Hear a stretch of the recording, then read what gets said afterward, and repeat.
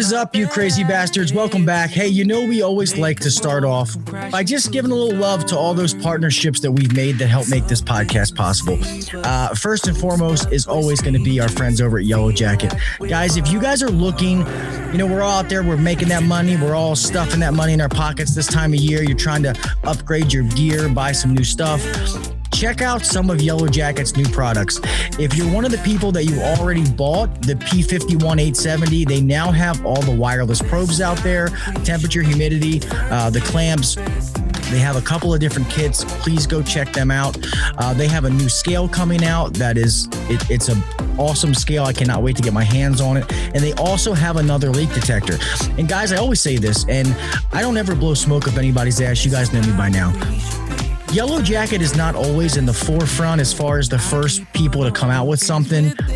But one thing I love Yellow Jacket for is because it's built like a tank. Every time I need one of their products, guess what? It works. I turn it on. It's there when I need it. It's not a fancy pile of shit that looks great but doesn't work. It's reliable, and I love it. So guys, tools are getting more expensive and more expensive. I tell you to take a look at Yellow Jacket's new products. You won't, I mean, I promise you won't regret it. I love all the stuff that I have from them. So guys, go to www.yellowjacket.com and check out all of their new products. And remember, 70 years of expertise built into every tool. Next is going to be more on the lines if you're trying to get new gear. If you don't want Yellow Jacket, go over and see our friends at True Tech Tools. Guys, they have the widest selection of HVAC tools, testing equipment that you could possibly imagine. Mr. Bill Spohn over there is an awesome man. It's an awesome company, and it's awesome to be partnered up with them. When you go to checkout, put in the discount code Uncensored and save 8% off your order. I'm not going to spell Uncensored again because, like I said last week, if you dumbasses can't spell Uncensored, you don't deserve 8% off, okay? So, guys, True Tech Tools, good tools at a fair price. Use Uncensored at checkout and save 8% on your order. Let's go.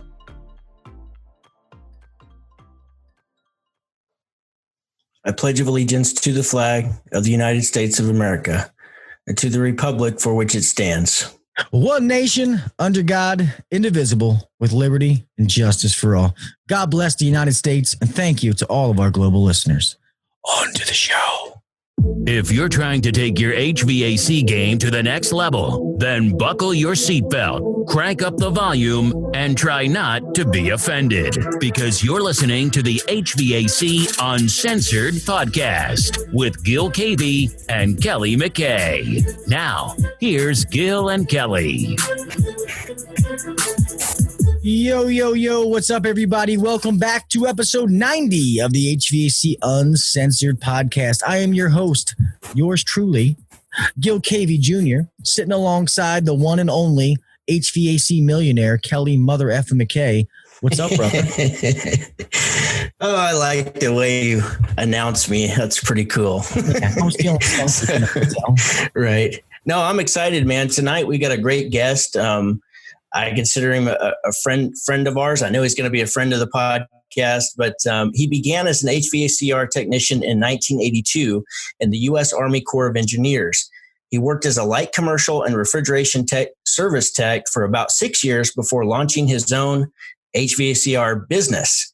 Later, he sold that, and then he worked for manufacturers such as Lennox, American Standard, and Goodman for over 15 years, primarily as a territory manager, but he also had some sales trainer and field technical consultant responsibilities as well.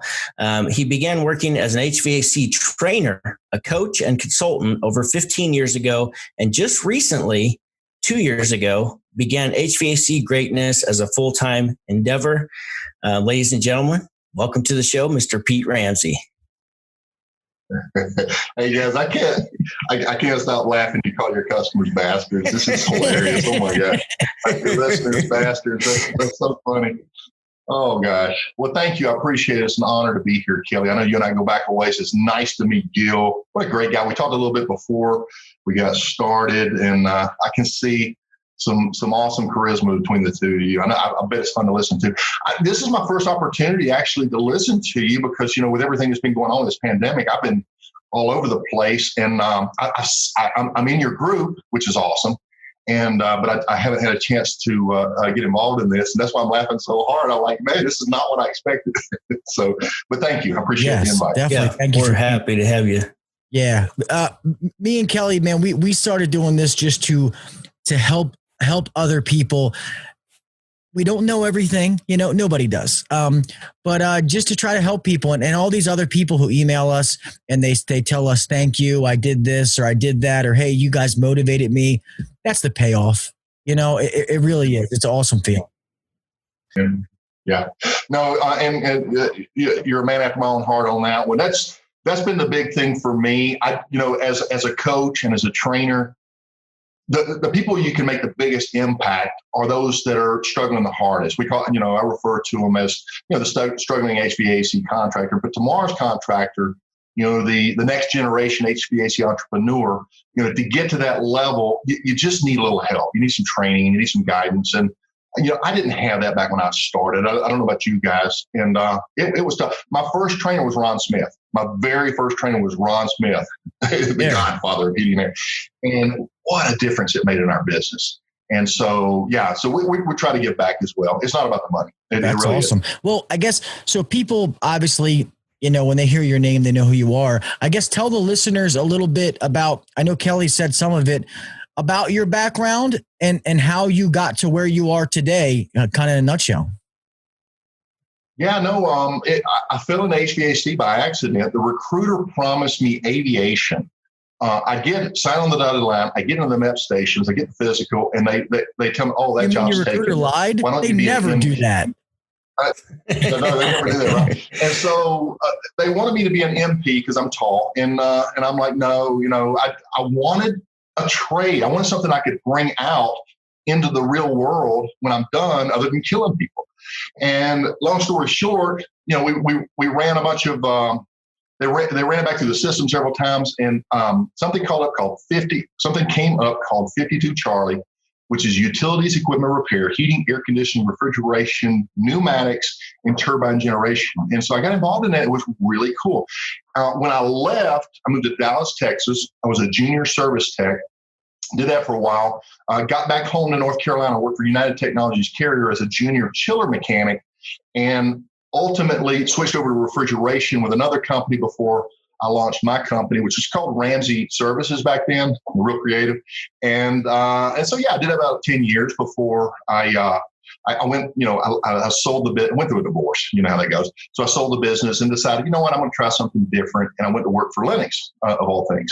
But along the way, I taught some night school. In fact, I was offered, that was my fear. It's really weird how things turn out. I was afraid to be a teacher because I always heard those who can't teach or something like that. You heard that expression? Yes. And so I was offered the program over at the trade school there if I wanted to head that up, because I was teaching basic electricity at night, code book at night, things like this. And I decided to leave that. Now, I did my own business, worked for Linux.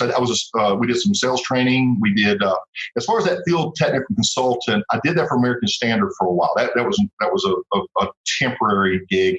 I love the technical side, but the people side was just a lot funner. So, fast forward, I got into website design, doing some marketing and stuff, and I ultimately brought it back home to where I belong, HVAC. And so here we are, years later.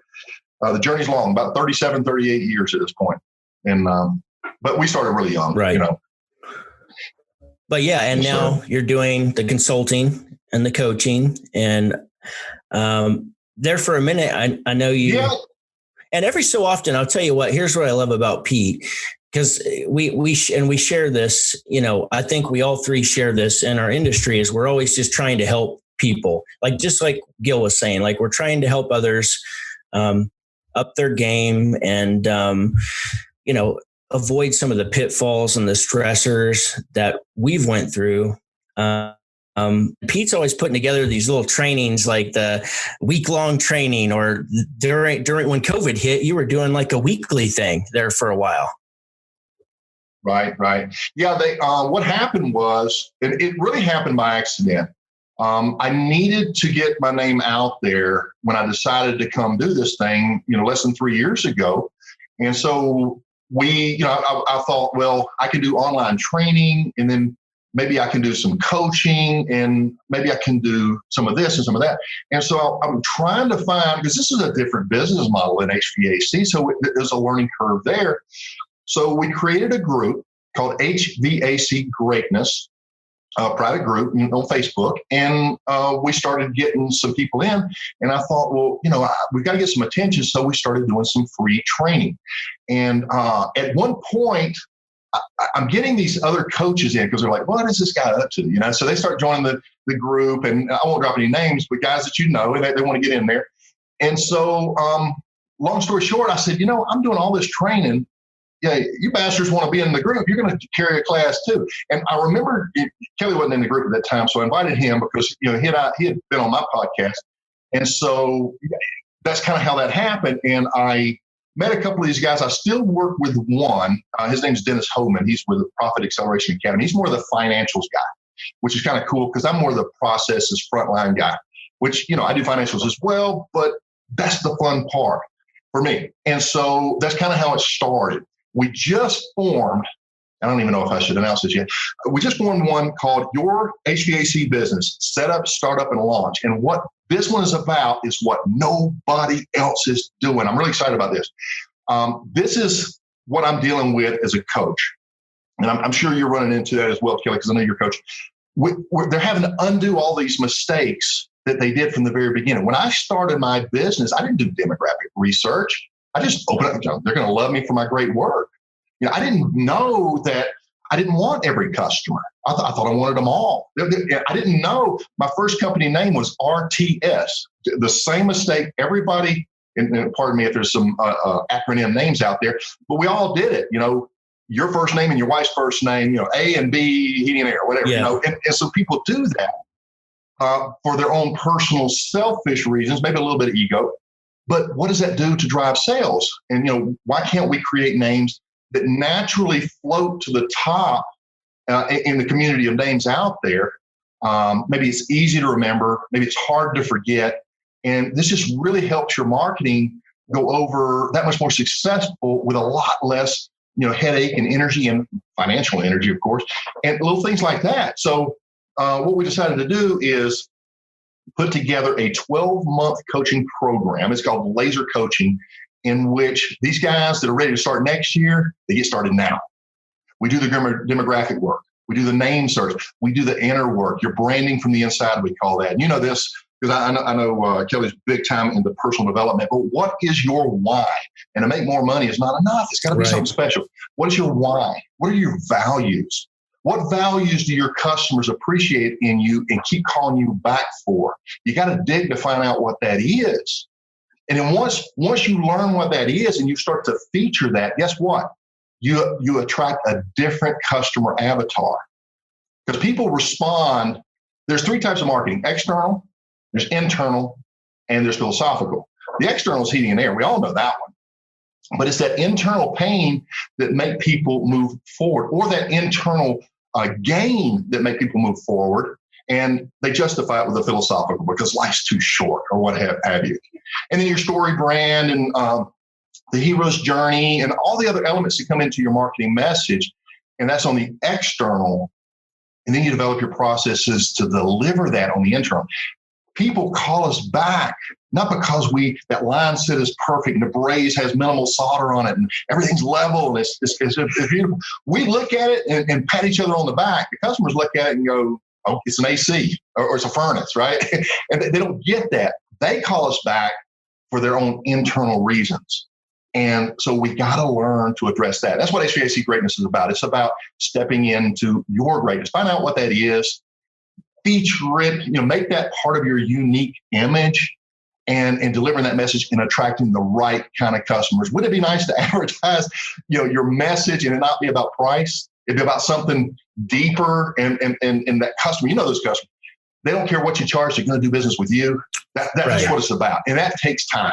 There's no shortcut. No. There's no maybe shortcut. If I go to where I'm going to go and I start over, maybe I will join your program and Man, and do it step by step. We'll take care of you. You know that. You know that.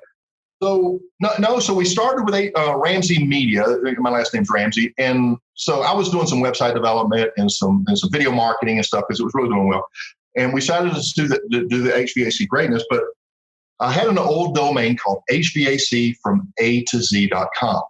All these are suspended right now. We're redoing the whole platform. I'm really excited about this, but that's where the school is going to be because I'm using Thinkific right now. I think Kelly is too. It's a good platform. But we decided to do that. And then we're taking it a step farther. There's one more.com. It's called the HVAC X Factor.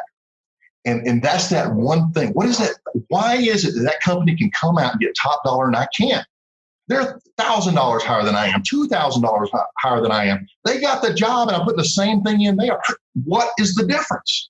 And it's that X Factor. It really is duplicatable if you know how to do it. And so that's what we talk about, not just for the owner, because once you get your vision as a business owner and you got that boat rowing in the right direction, but your technicians are rowing in a different direction, it's not going to work.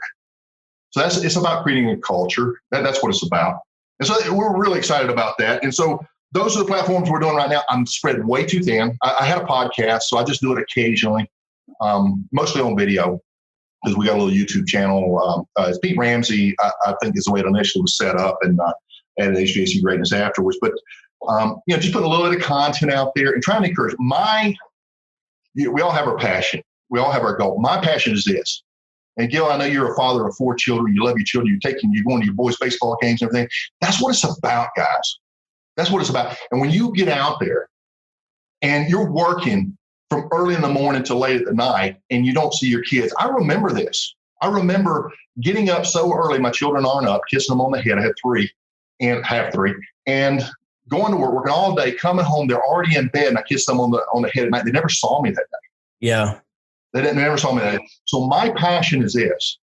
I want to give Mrs. HVAC contractor and their children their husband and their daddy back. And you can do this without busting your ass all summer long, working all these long hours just to make enough money to carry you through the year. That's not the right way to do it. There is a smart way to do it. It takes it takes work. It takes time. Yeah. But when you get there, it's so worth it. It's so worth it. And that's where the why comes in, because just what you said is that it is hard. It's not going to be easy to get there. There's a lot of work that has to be put in, and the why is not there. You're liable to give up when the going gets tough. And so you have to have a big why. And I know it's cliche now. Everybody says it, but you have to really grasp the truth of that it really does matter. Yes.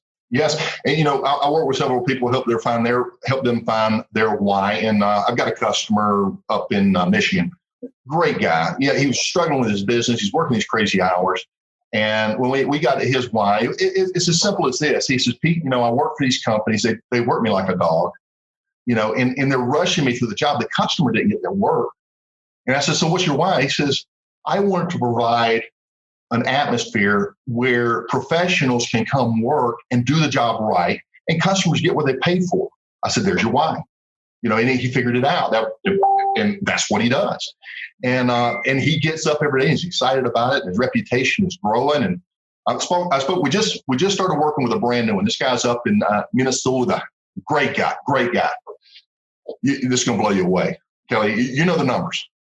$2 million in gross revenues. Net profit. What's a good net profit? Just throw it out there.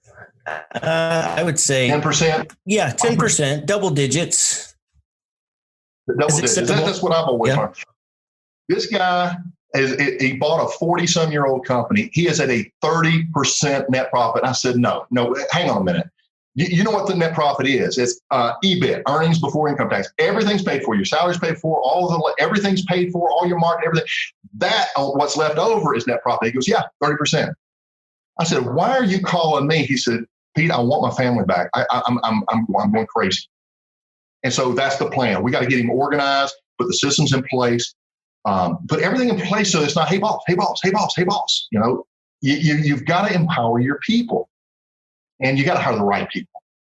we started hiring based on character, based on personality, not stealing somebody else's skill set from the competition, bringing them over and getting that. When I sold my business, I sold it to my 2 technicians, both of which I hired directly from the trade school, and they'd never worked anywhere else. The rest of them, they came and go. They would come and go. And it's a risk to grow your own. It's a risk. But if you hire, one of the things that we help define is what's your mission statement, which is for the world. What's your vision? That's for your team. What is your vision? What does it take in terms of characteristics in order for that vision to happen? It takes a certain characteristics within the person. And so we help them define what their top 3 are. When you hire, let's say your top 3 characteristics are, you got to be a people person, because we want that side of the business to be successful. You have to have a strong work ethic, because we don't want halfway work. You want to take pride in your work, and you want to grow. You want to learn. Let's say those are your 3 characteristics, and you won't hire anybody that don't have that. And they have the aptitude, obviously, that's a given. But we can bring people in with that type of mindset, and they're going to do what comes natural to them, and everybody's going to win because we've hired the right type of person. That's easier said than done, to your point, Kelly, but it can be done. But we just need to slow down, be slow to hire, you know what they're saying, and quick to fire. If it don't work, let's move on, let's part ways, because I've done that. I don't know if you've done this. I bring in a new kid, get him coming along, and then I bring in some toxic old fart that just mad at the world. And before you know it, he's poisoned everything. He quits. My new kid quits with him, and there I am back out in the field. You've probably been there too. And life's too short for that stuff. Slow down, make the right decisions. It's overwhelming. I got to hire somebody now. It's summer. Right now is the time to be thinking about next year's hire. Right now. And there's plenty of time. Have you guys seen that online virtual, like a gaming training for Interplay learning? Yeah. Interplay. Yeah. So they reached out. I'd never heard of them. They reached out. I went through their demo. What a cool tool, because the millennials, they like to game. I used to game a little bit, but they like to game, and they can really get into it. And it's almost like they've been there. It's not the same, but it's a huge step in the right direction. And so we can grow our own. It's going to take a little bit of time. But the ones I've grown have been the best for me. The ones that I've taken under my wing and trained are the ones that I can lean on now, that I know that, they're like, they took everything that I taught them and then kind of put their own little twist and their own personality on it. But they're working out the best for me. And granted, they're young guys. I know they're not going anywhere. It's like it's the older guys that come in with the bad habits that have been the huge problem. Absolutely. No, go ahead. I actually forgot what I was going to say anyway. No, I was thinking the same thing, because I remember bringing my very first hire. His name was Michael. He was 19 years old. Didn't have any experience. And so we're training him from scratch. I mean, no schooling, anything. And I remember he just would not let go. He would not trust in himself. And we got to a point where he'd been with me for about a year. And, you know how the young guys look up to us older guys, right? So I'm like, Michael, just try it. He's, well, I'm afraid I'm going to mess it up. I said, listen, we've worked together for a while. Is there anything that we've come across that Pete couldn't fix? He goes, oh no, Pete, you're the best. That was his view anyway. But, I was pretty confident. He's, no, Pete, you're the best. I said, well, go break something. I got you back. And it was like, it had lifted off his shoulders. He went out and we were doing food line grocery stores at that time. I had 17. I didn't have anybody to really help me. I had a relative pass away. I flew out to Texas and come back, and I had to leave him with let's say a friendly competitor to cover my jobs. They'd go into these grocery stores, see these racks of compressors and controls everywhere, and they were lost. Little old Michael got in there and traced the whole circuit down, and he went all the way over into the vegetable section and found a blown out door switch over there that he created the whole. And the guy, the competitor friend, was like, "This guy's good, right?" And so you gotta let them flourish, and you got to encourage that. That's called being a leader. Being a boss is easy. Being a leader is hard, but it's worth it. when you can put a team together and you can allow everybody to be, themselves and part of that culture, and because you brought in the right personality, everything complements, you really see some great stuff. You see some guys and gals do some really cool stuff as they grow into their own. They come into their own and they want to take home more, and everybody wins. Everybody wins. It's all about the culture. And if you're the owner, it's about you. You got to be the leader. You got to establish what that culture is. If you don't establish your culture, your employees will, and you will not like it. I think that, and Kelly knows me, the struggle is the fact that I'm not the owner of the company, and I'm trying to portray someone else's vision that maybe isn't the same as mine. And the fact that I do run the day-to-day operation, that I am not patting myself on the back, but I'm the one that makes the things tick. I'm the one that makes, all these things go. And sometimes I sit back and I do want to do it myself, so that I can start to build things towards my vision. My owner is I keep calling my owner like I'm, it's slavery times. My boss is, he's a great man. I've learned a bunch from him, but he is also on the way down. He's put in his time. He's ready to, he don't got much left. I'm not. So that's where sometimes I think our visions change. And sometimes it's hard. And I can imagine I'm on the other end from you guys, or Kelly. I see how it is where you have to get your team to see your vision and stuff like that. And I see how it is to try to take that person's vision and then try to get everybody else to see it. And it is hard, but when you do, it is kind of like a light bulb that goes off. Because I know for us, we struggled I've been here almost 12 years, and we were struggling to kind of get over like the $3-4 million in revenue. And, and I mean, now we're anywhere from 8 to 10 million, and it wasn't big things that made that difference. That's the thing I like to tell people. Wow. It was small things, small changes that were changed that kind of made that growth happen. And it's, I don't even know what the hell I'm talking about now, but you know what I mean? Yeah, no, I know exactly what you mean. And you hit a couple of things, that light bulb going off. That's where it's at. This is what a leader does. A lot of times I'm working with an owner and the light bulb goes off. We call this a paradigm shift. Stephen Covey, 7 Habits. And what happens is he gets this fresh perspective, and it's an aha moment. And now he's all in, and he runs in and he tells all his employees, "Okay, guys, here's what we're going to do." But he hasn't allowed them to have their aha moment. And that's what the X Factor is about. So what you do is you have to challenge an incorrect belief and destroy it. Create that blank slate, and then fill that void with a new truth. And that's what it takes. For example, we were the very first to put flat rate in our market. My guys were slow with Callahan Roach. This is back in probably 96 or so. And the guys were struggling with it. Man, this is too high. And I think it was based on $120. Yeah, $120 an hour way back then. And so I had a meeting. Stacy was up. I'm going around. Hey, Stacy, how about that call on Friday? What about the blower motor? It was a pastor, it was a church. Did they not go for it? He goes, no. He said, the preacher said that was way too high, and I don't blame him. It was. I'm like, what? I'm there for all the guys, and they're all just looking at me. They did not believe in this process. Fortunately, I had just attended my financials class. It was by Ruth King. She's awesome, by the way. She's been around a long time. I just started with Linux and went through her class. So we got the whiteboard, and we go through and we break down everything. We list their uniform costs. We break everything down per hour, everything, their hourly rate, everything associated with it. We added it all up, and it came up to $119. I said, guys, our rate is $120. You could have heard a pin drop. Everybody's just looking. And the same guy says, we need to go up. I'll never forget it.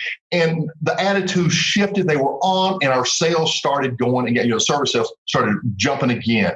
But I didn't know how to do that, and I just happened to cross it.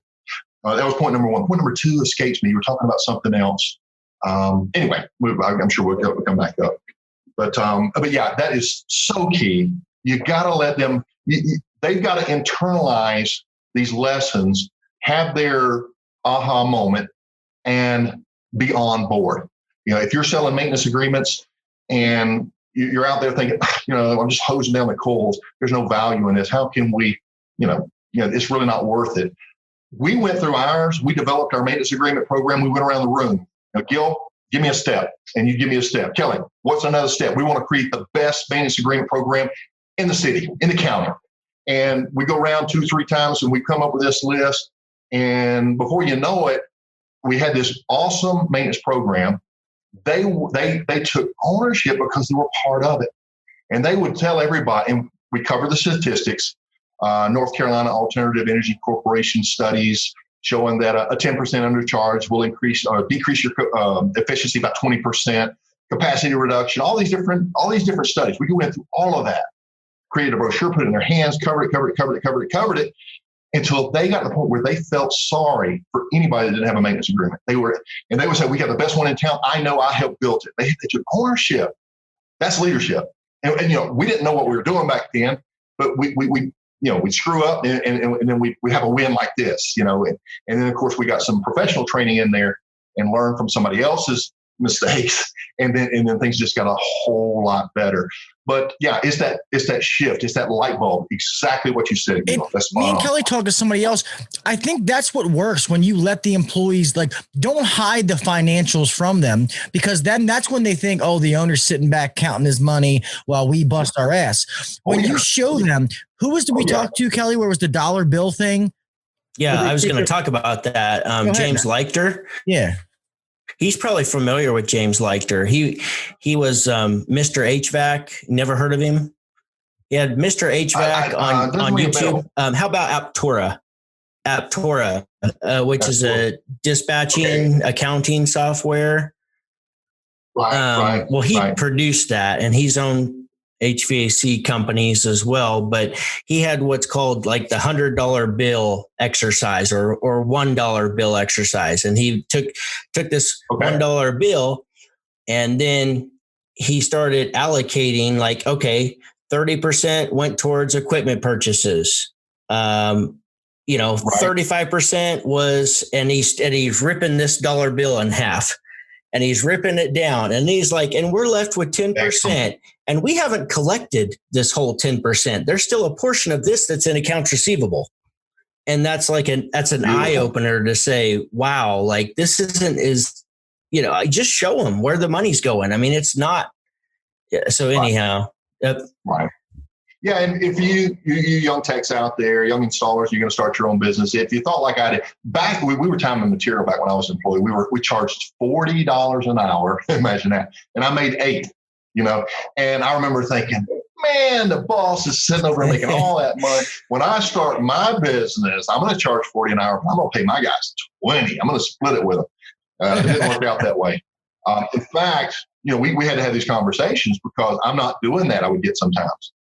And I would bring them back to reality. You see that toilet in there? You go in there and take a leak in. I'm in there washing and cleaning your toilet, and you can't do this for me, right? So you have to have that reality talk. What you're saying is, if you don't do it, I have to go do it. So if I don't need you, then I don't need you, right? And so you have to have these talks.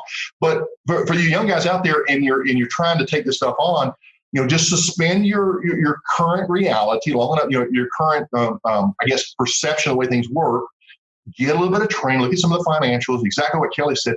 It's really a marginal business in the beginning. Now, as you build a solid customer base, and these are the customers that are going to use you no matter what.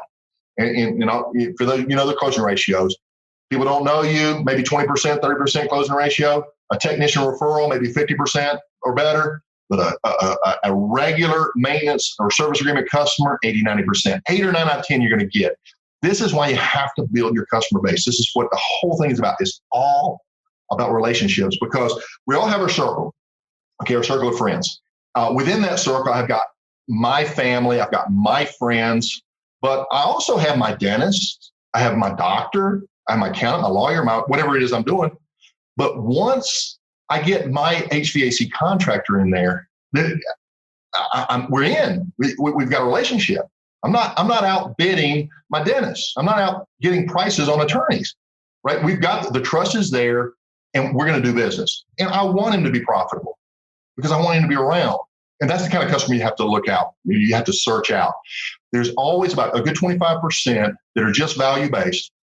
They're looking, or what's the word? They're offer based, right? They're looking for the promotion. They're looking for the cheap. It's all about the money because you are just a commodity to them. Because one HVAC contractor is licensed, so, he must do the same work as another licensed HVAC contractor. They all have to have inspections by the code inspector, right? So it must be the same. It's all off the same assembly line like a car, but it doesn't work that way. It just doesn't. And so getting that percentage of customers that are experience based, they've been burned. They've been taken down that path before, and they're going to ask you all those questions. So don't get pissed. How long you been in business? They're looking for stability. Those are the ones that are going to go to that big company. They're going to pay $1,000, $2,000 more because they want somebody to do it right. It's a major investment. And they want somebody who's going to be in a position to stand behind it, not be gone in 24 months. We all start somewhere. When I was 1 year old as a business owner, and I got that question all the time, you had to turn that negative into a positive, right? They said, how long have you been in business? 12 months. 12 months. And I was just, showing all this positive energy. And they're looking at me. I'm like, you don't understand that? 12 months. Your satisfaction is imperative to me because it is my next customer, right? I'm building my reputation right now. These other fat guys are out there resting on theirs. I'm making it happen. So you're going to get an excellent job for me because I need you to be out there talking to your friends and neighbors on what a great job I did. And so, you play the hand you're dealt, right? And so we did that for a long time until, we got to be 5, 6, 8, 10 years old. And then it became a lot easier. But it's an uphill battle. It's the one that's, you got to tough it out. But if you don't, and I don't know if you remember these statistics, but I think it was 7 out of 10 HVAC contractors that begin never see their 5th year. They burn out or they fall out. And then those 3 that do make it past the 5th, 2 out of 3 don't see their 10th year. Yep. And it really boils down to everything we've been talking about, getting this stuff right up front, get your pricing on target, and quickly get your capacity filled. And what that means is you're busy. You've got stuff to do. And your business model, that's what I was thinking about, Gil. When you cross that $2-3 million mark, whatever that dollar amount is, if you take the money and you remove it and you look at the personnel, you've got this perfectly balanced business model. Let's say you've got a 2-man installation crew. They're targeted to get 1 install per day, and you're shooting for 5. How many leads do they need? So how many service techs would balance that? How many maintenance techs would balance that? How many maintenance agreement does it take to have this natural organic flow where everybody's at capacity and things just move? So you got this perfect built machine. Now you're trying to build machine number 2 and let machine number 1 finance it. That's where most people, it's not the number, it's that second full capacity unit that complements the first one. That's been my experience. Yeah, that does make sense.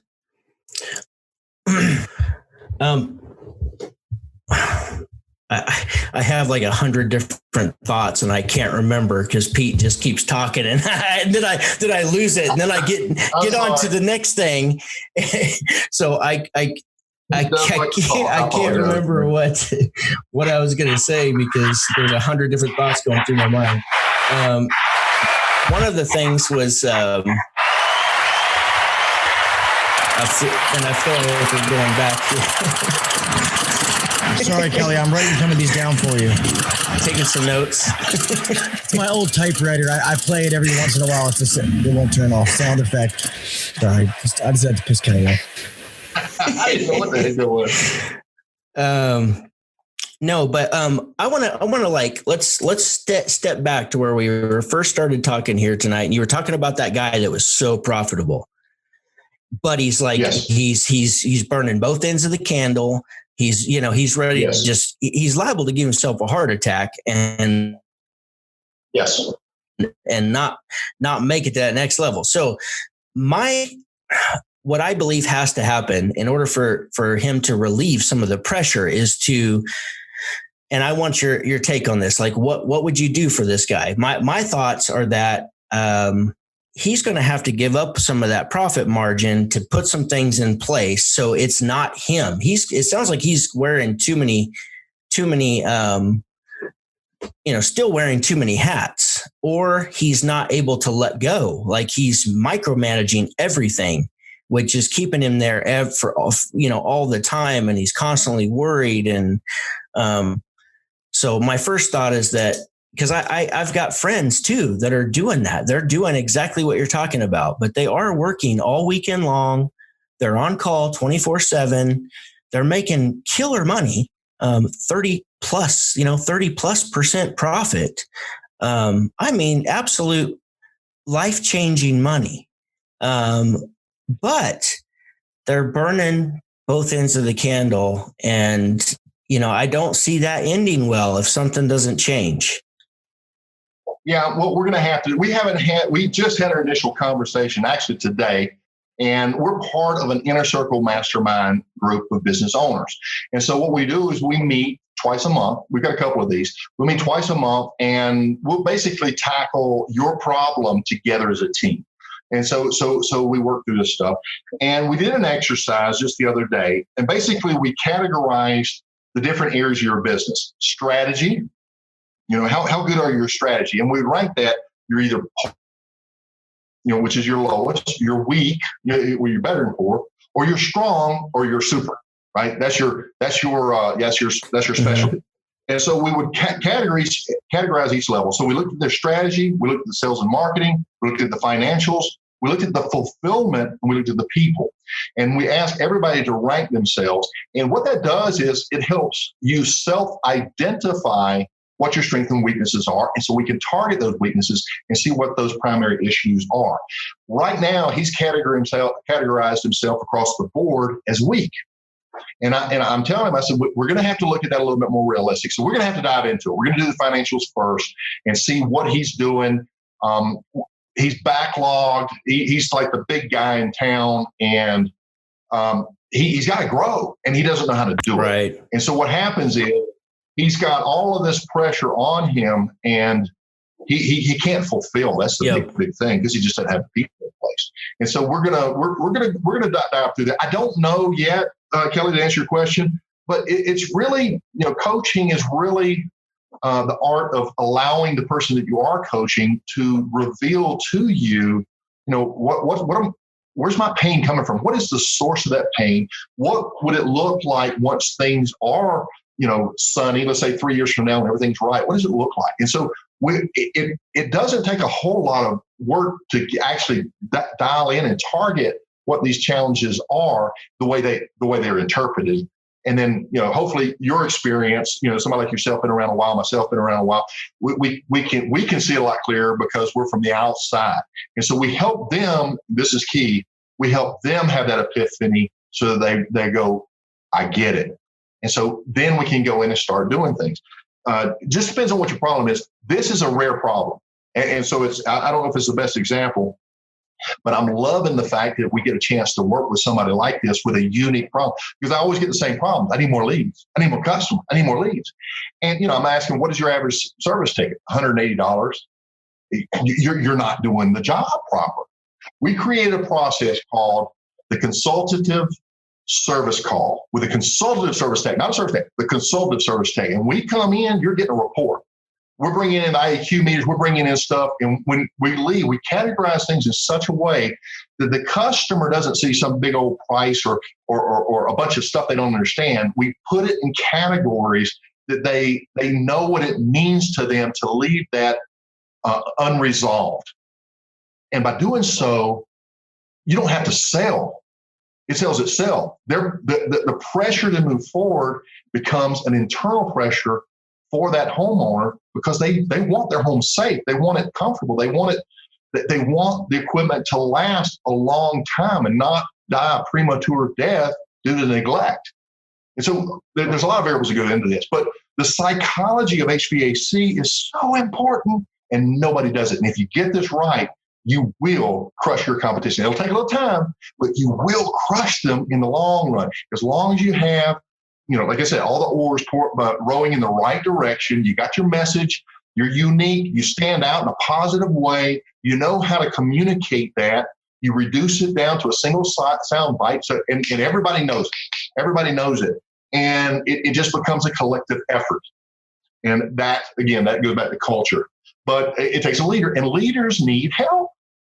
Tiger Woods, best in the world, with a coach right there watching everything he does. And we can't coach. We can't get a little guidance. I know you get coaching, Kelly, because I did too. But that's why I'll tell you the story. We were trained dealers. We were I think we won like 6 awards that year. But they call us our rise. I'm not bragging, okay? But we were just rocking, okay? I took care of my territory manager's house. I took care of the district sales office manager's house. I took care of the train offices above with their modulating damper system. And they would call us to fix problems that other train dealers couldn't resolve. Why? Because we just learned from experts like Ron Smith on how to get past the equipment and get to the heart of the person who owns it. And that made all the difference. It really did. Now, we didn't get everything right, but it didn't matter. Everybody else had everything wrong, and we just looked like superstars by just being a little bit better in all these different categories. Yeah. You remember the book? What was the guy, Southwest Airlines? He wrote the book Nuts. I can't remember the name. But they were asking, this was years ago, back when airlines had good service. They said, why is Southwest Airlines so much better than all the others? He said, we're not. He said, we are 1% better. But we're 1% better in everything we touch. And so, it all adds up. And the customer just has this feeling like, what a difference. And we can do the same thing. Yeah. We just have to learn how to do it. We just have to learn how to. And the internal marketing, this is what we call this, where you go into the home and there's all these warm and fuzzies that take place.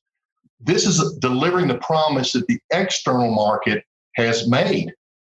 We're all of this, and then we get there and we just fix it and leave. No, we've got to make sure that they feel good. When you go in for a $200-300 repair and you leave with $1,500, $2,000 worth of correcting all this stuff, they need to feel good about that. And when you get reviews, I remember the review. It's one of my customers. He's great. I mean, he's really good. Goes in, he gets a $2,500 ticket on what was a basic repair, a couple $100. The customer leaves a review on Google. This is how the customer interpreted this. He said, I've had companies smaller out there, out here at my house. I've had companies bigger out here at my house, but nobody was as thorough as this company. I highly recommend them. He was elated to spend that $2,500 knowing that everything was right. Fixing that undersized return and the carbon monoxide detector because you got a furnace in here. All these different things, light and surge protection to protect that solid state board, all these things that nobody else is putting in because, that costs too much money. I want a job. Let's trim that down. There's people that want the opposite.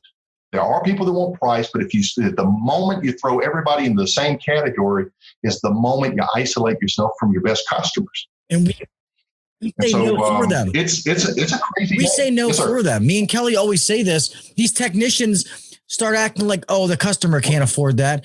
You don't know what the hell that customer can afford. And that's what I was good at. And Kelly knows the problem I had is I've been fortunate that I have that gift of gab. I've always been good with customers. I'm honest. So I've been able to sell high-end equipment. I've been able to get high tickets, but trying to teach my guys how to do it was the problem. They're like, oh, we can't do what you do, Gil. And now I've gotten it to where they can do it. And to be honest, some of them are doing it better than me. I won't tell them that, but I said, just offer all this stuff. And they call me like, Gil, I just left this service call with $4,500. You know what I mean? We're putting in a dehumidifier and, I'm like, and what did you do different? He's like, nothing. I just brought it up and we talked about it. I'm like, there you go. That's all you got to do, Yep. You'll never sell anything you don't offer. And so it really pays to offer to do your very best job first. And then gradually, if they balk, say, well, what do we need to cut out or what do we need to reduce? maybe we can find a more less expensive version that will accomplish, a similar result, and just start with your best and then come backwards. But if you're a consultative service technician, you're not a salesman, you're a consultant. You're a professional. You're the best. How does the best go in there and miss stuff? They don't. They point it out. I'm sorry if you don't like to hear this, but this is what you wouldn't say that. But this is what needs to take place. I'm not a big pusher of recommend. I recommend this. I've made observations and I've made critical observations, and I've categorized them for you in ways that you understand right here on this piece of paper, and or digitally, whatever you're using, and so that you can understand what this means to you. This is a safety concern. This is a code concern. This is critical, and it's down now. We got to get this done.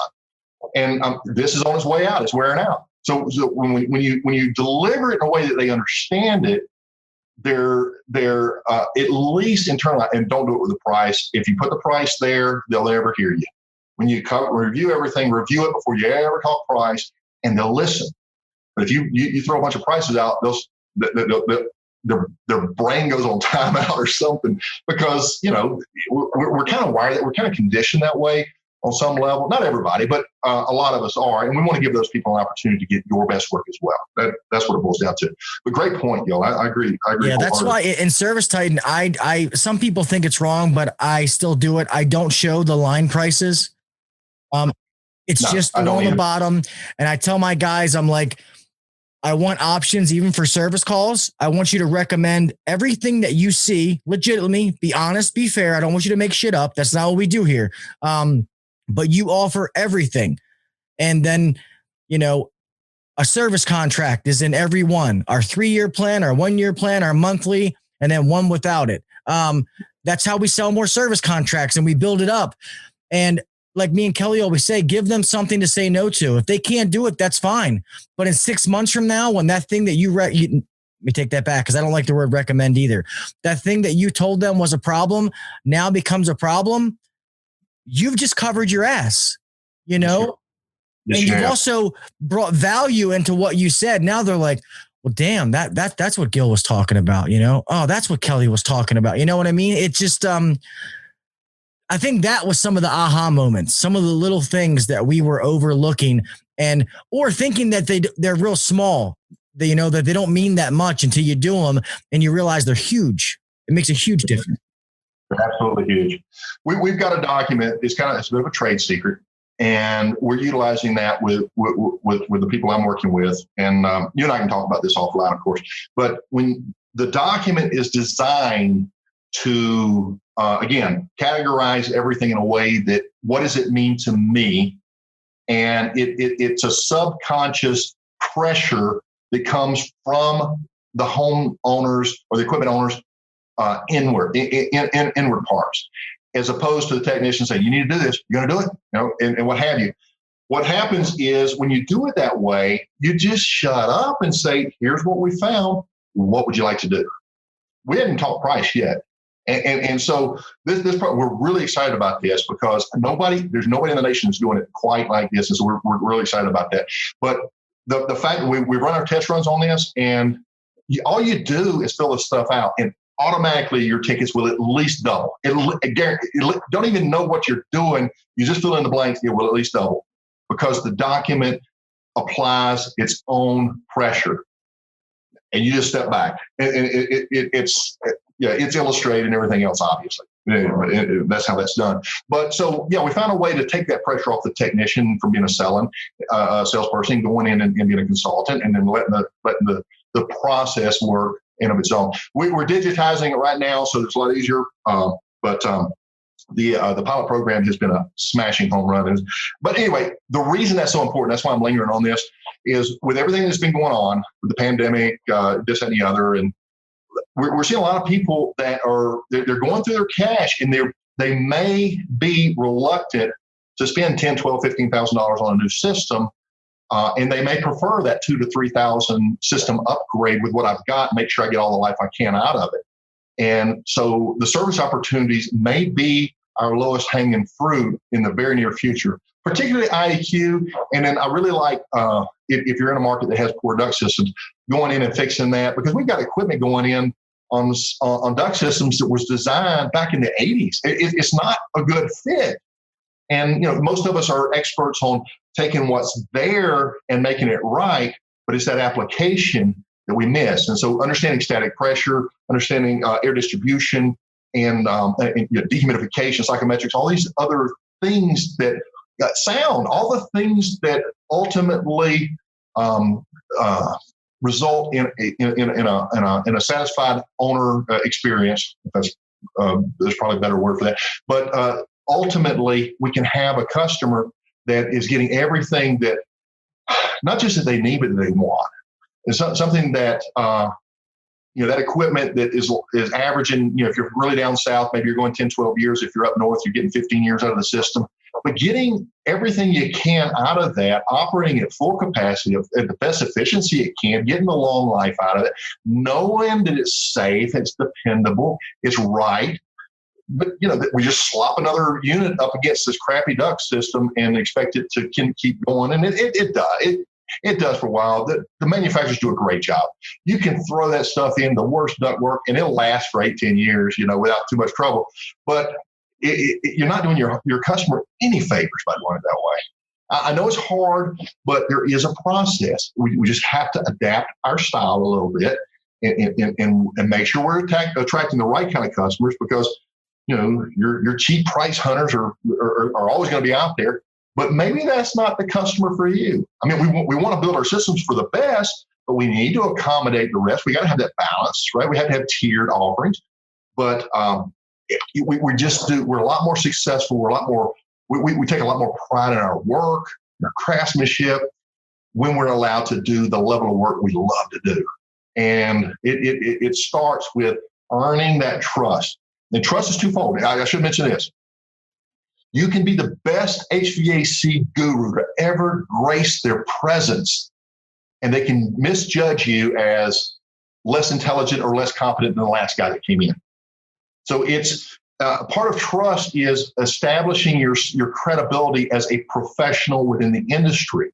And so that's part of your process. So how competent are you industry-wide? How competent are you in your industry locally in issues that tend to be consistent in this particular city or county, right? And how competent are you in this particular application within this homeowner's situation? And there are things that you can say and do that you don't brag on yourself. I'm the best. It's just the way that you communicate and interact with your customer, and you earn their trust in terms of your competence. And now it's time to earn their trust as a human being, displaying values, being morally correct, being even-handed. You need to do this. No, we can do this way or we can do that way. Which one do you recommend? I don't, but I will tell you the benefits of each. This is this way and that is that way. And this is your home, and I want you to make that decision because we want to do what's best for you. And really, people hate to be sold, but they love to buy. You got to give them options. And that's what it's all about. So developing these kind of systems, it takes a while.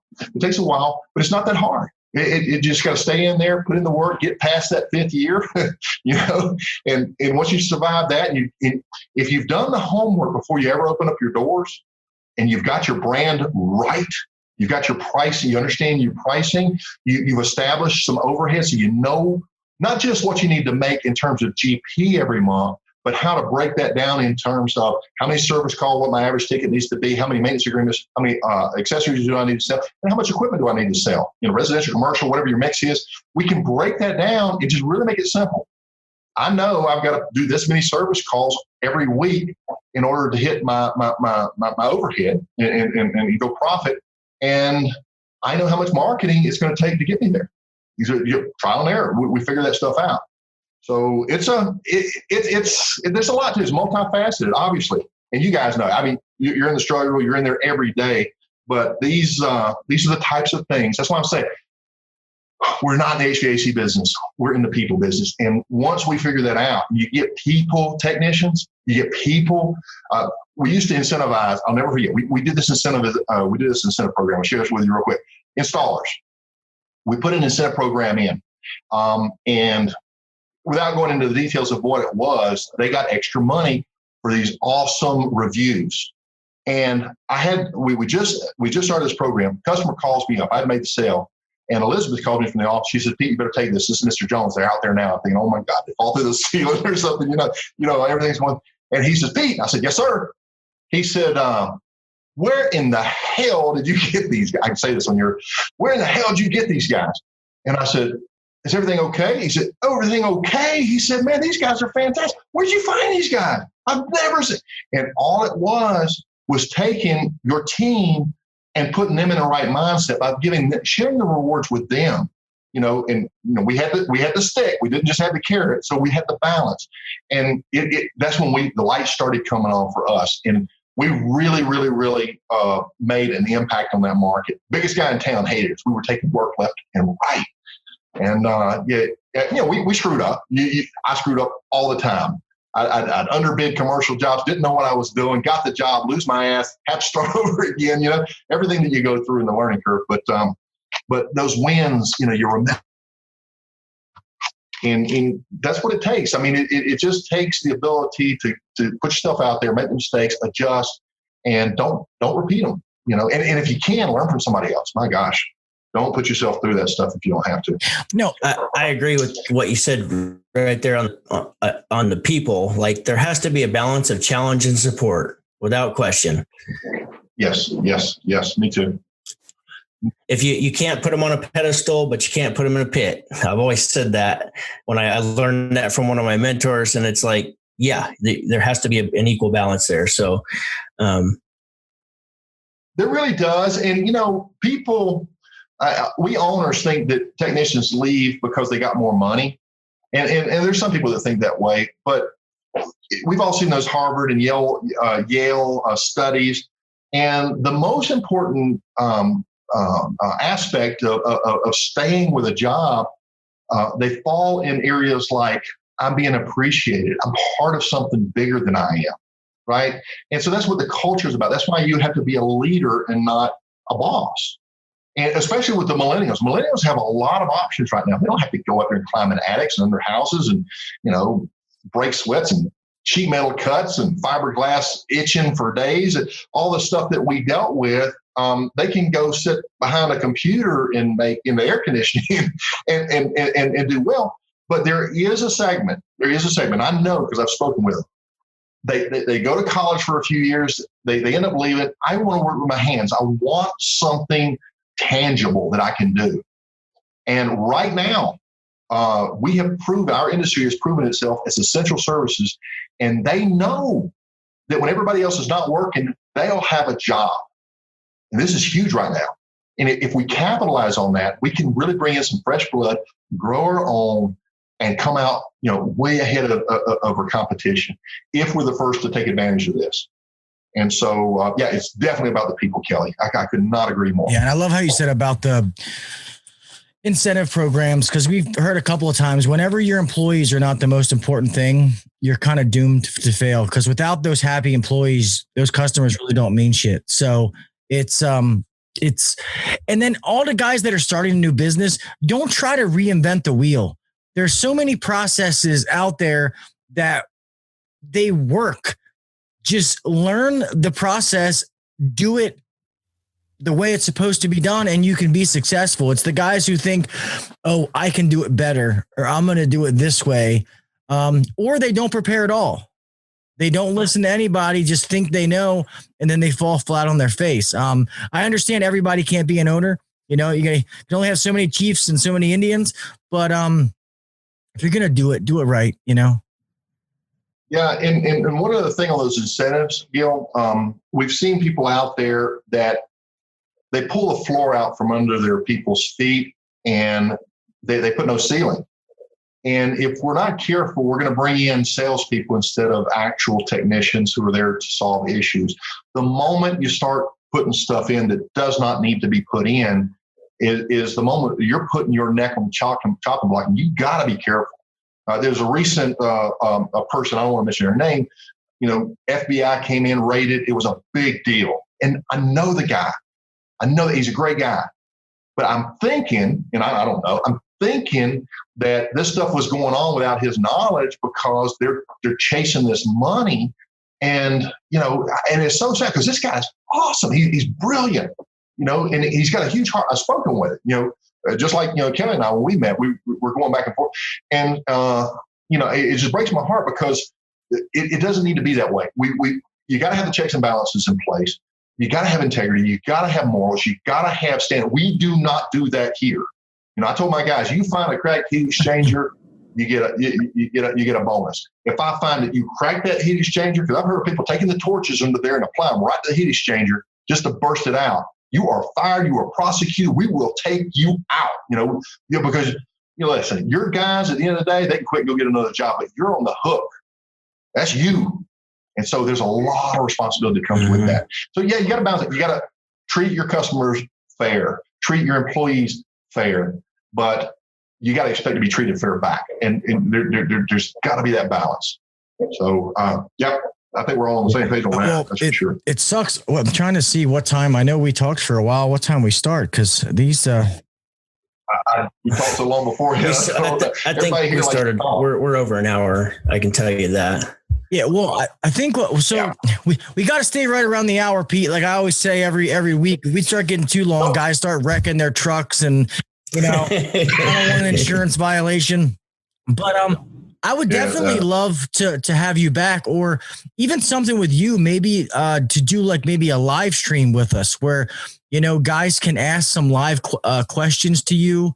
I think that would be so valuable, and then. Yeah. And then that's, we have one of the biggest Facebook groups out there, so we can help promote the awesome stuff that you're doing as well. Yeah. Thank you for that. No. And really, and if you guys will listen, I reached out. I saw Kelly first, obviously. Guy, this is a real guy. Okay. This is a real person. And that resonates with me because I've been to the hype programs. I've jumped up and shouted with the rest of them and go through all this transformational experience, go back to my business to reality. And guess what? I still have the same crap. And that doesn't help anybody. Don't get me wrong. That part's fun. But when it comes down, we have to be practical and common sense. And that's what attracted me to Kelly McKay. And now I can see that Gil's the same way. And that's what you got to be. If you're going to be successful, you got to be real.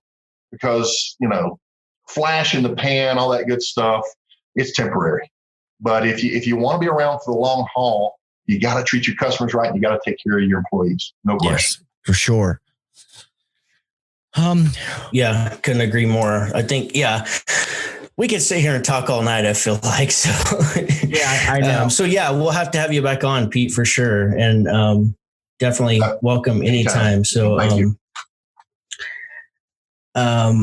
One of the things that we tackle all the time, and Gil and I talk about it all the time, but it's and I can tell you a book that helped me for whatever reason. I think it was 4 to 5 years ago. I cannot remember exactly, but it's of all people, Grant Cardone, who's super flashy and blah, blah, blah in your face. People usually hate him or they love him, but he wrote a book called Sell or Be Sold. And for some reason, that book just resonated with me. The way he communicated the fact that you have value. And because it's when we're talking about the technicians offering these things and, instantly doubling their service tickets just because they're providing more solutions, it's something that they still can have this internal psychological block to have the guts to say it's going to be $4,000, to get this done. And so in order to overcome that, I do recommend people just listen to that book, because he's just every day. And I've done a video on this before. You got to first sell yourself. You got to know that you are providing the best service possible, the best service that you know how to provide. And you got to believe it. You got to believe in yourself. Yeah. And if that doesn't happen, then the customer, and you got to have this underlying enthusiasm too about it. When you do tell the customer, this bubbling enthusiasm just below the surface that allows them to know that, because emotions are contagious, man. They absolutely are contagious. There was actually like a studies done, and I could talk on and on about that, but they feel your emotion. I think sales is Exactly. Sales has been defined as the transfer of emotion. I'm excited about it, and you buy into it. And thank you for clarifying that, Kelly. There's a lot of good content out there, a lot of flash. Well, I call it icing to the cake, but a lot of people are just icing. They don't have any substance. But guys like the example you just gave, they've got the cake too, right? And so, we work on our substance first. And obviously, we've got to have that appeal, so we have to have a little icing on the top. But it's a balance, and we take who we are. We don't want to change that, but we do want to enlarge it. Right. So we want to add to it. Before you know it, you're a bigger person. You have more skills. You have more depth. You have more insight. And so ultimately you'll have more success. So we always have to grow.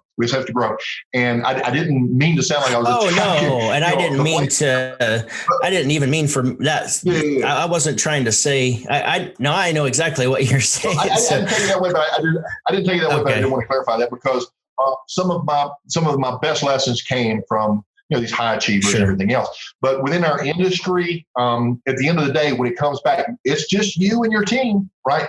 And so you have to be that inspiration. That's what leadership is. You have to be the person that everybody gets fired up and come be a part of. They want to follow your lead, and it helps if you have your team. Consider a business mastermind group. Consider, coaching. Consider being part of something that gets you fired up, and you're going to get in there and you're going to outdo that other company because you're excited about what you're doing, and it enriches the entire experience. But it all starts with you. And if you already know it all, well, we can't teach you anything then, But if you maintain that humility, and you're always growing, you're always learning. The moment you start having a little bit of success, and I see this all the time, I don't need this, I don't need that, because they've had that. Success breeds confidence, but if we're not careful, it will breed arrogance. And once we hit that tipping point, you're doomed to fall, right? What's the saying? The pride always comes before the fall, or whatever the expression is. It just is. So maintain your humility, be honest, be sincere, do things right, and look for mentors. And if they're through books and audio programs or what have you, just get involved. Go out there and make it happen for yourself. Yeah, absolutely. The day you stop learning is the day that you're going to start going backwards.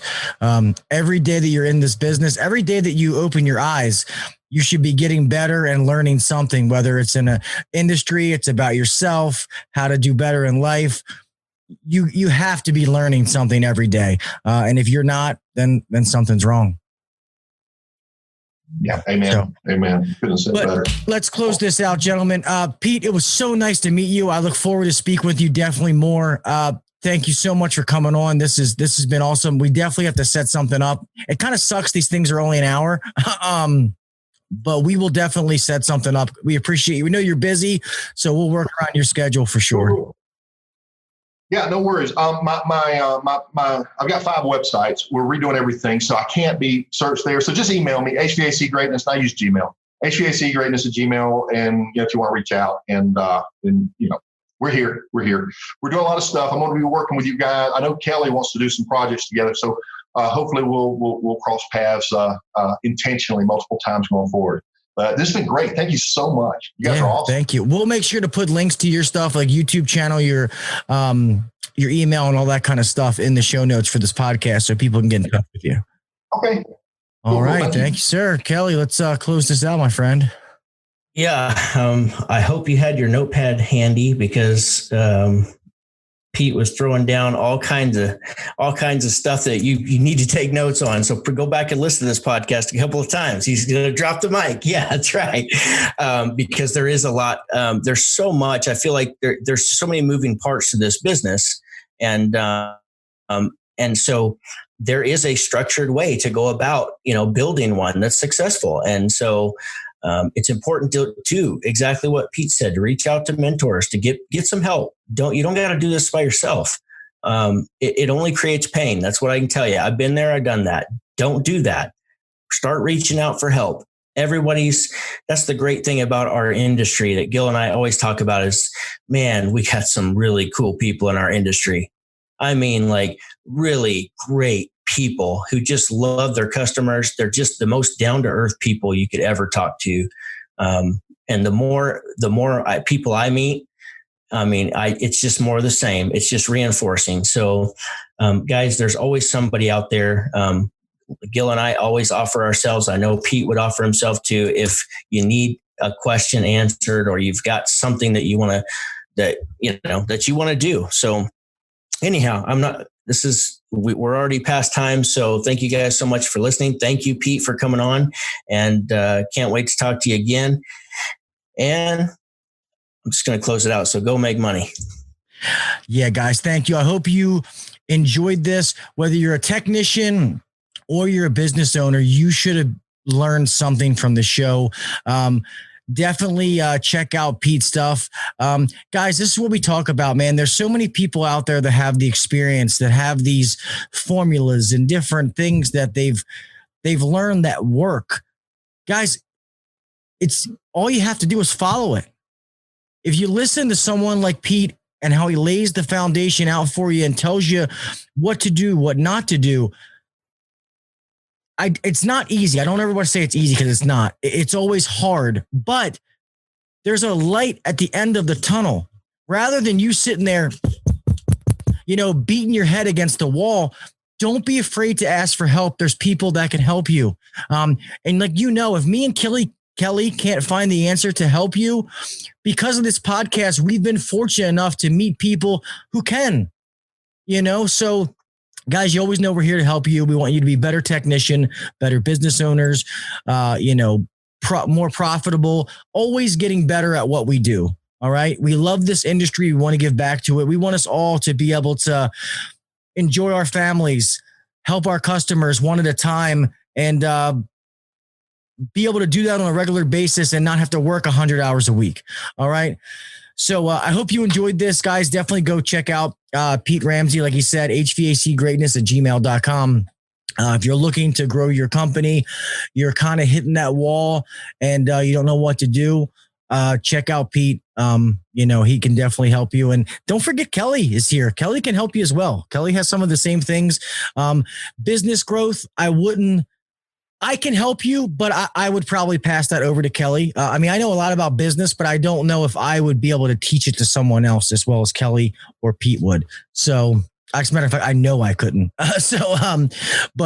Anyway, I love you guys, man. Always remember, be safe. Always make it home the same way you left. Guys, do the little things that the other guy's not doing. Set yourself apart. All right? Until next week, man. I'll talk with you mofos later. All right? Peace. Thanks for listening to the HVAC Uncensored Podcast. Don't forget to check us out on Facebook and Instagram, or email us anytime at hvacuncensored@gmail.com. Now, get back to work. Shut this down. The views and opinions shared on the HVAC Uncensored Podcast may not necessarily be the views and opinions of our sponsors or guests.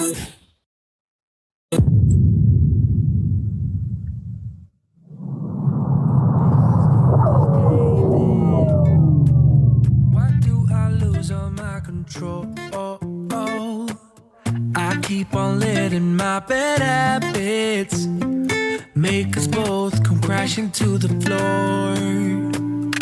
Something to save us, close but we're strangers, feel like we're far apart.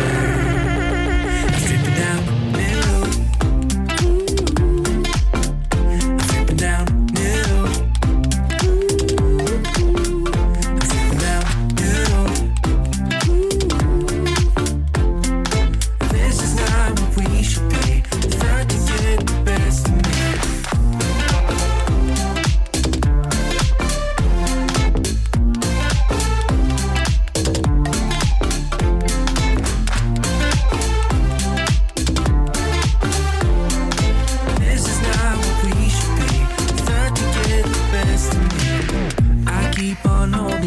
Within me, I keep it deep inside myself.